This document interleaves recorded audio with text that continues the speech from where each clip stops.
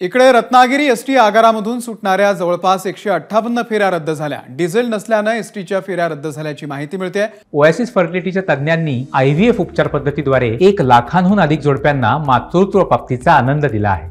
मोफत appointment book करण्यासाठी आजच संपर्क साधा। रत्नागिरी एसटी विभागाच्या आर्थिक परिस्थिती संदर्भामध्ये आता प्रश्नचिन्ह निर्माण झाले।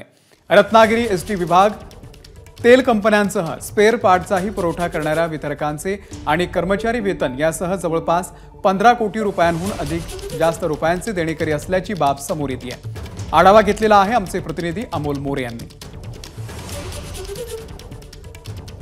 रत्नागिरी एसटी विभागाची आर्थिक परिस्थिती खरंच चांगली आहे का असा प्रश्न सध्या निर्माण झाला आहे। कारण की सोमवारी डिझेल नसल्यामुळे रत्नागिरी डेपोतून ज्या जवळपास 158 फेऱ्या एसटीच्या या रद्द झाल्या होत्या आणि त्यावेळेला त्यानंतर माहिती जी समोर आली ती अगदीच आर्थिक परिस्थितीबाबत गंभीर प्रश्नचिन्ह उपस्थित करणारी अशीच आहे।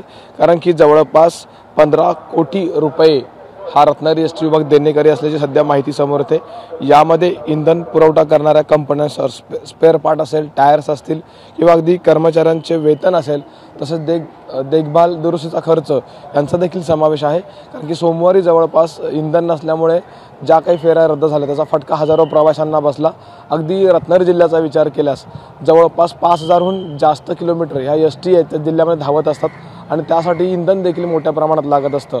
पण प्रत्यक्षात जर परिस्थिती पाहायला गेली, इंधन तुटवडा आणि अगदी एसटी सध्याची परिस्थिती पाहता याबाबत प्रश्नचिन्ह जे आहेत ते उपस्थित होत आहेत। मुख्य बाब हीच आहे की विविध योजना असतील किंवा विविध माध्यमातून एसटीला उत्पन्न मिळते असं सांगितलं जातं, पण प्रत्यक्षात मात्र चित्र वेगळं असल्याचं दिसून येत आहे। कॅमेरामॅन महबूब शेखसह अमोल मोरे, एबीपी माझा, रत्नागिरी। एबीपी माझा, उघडा डोळे बघा नीट।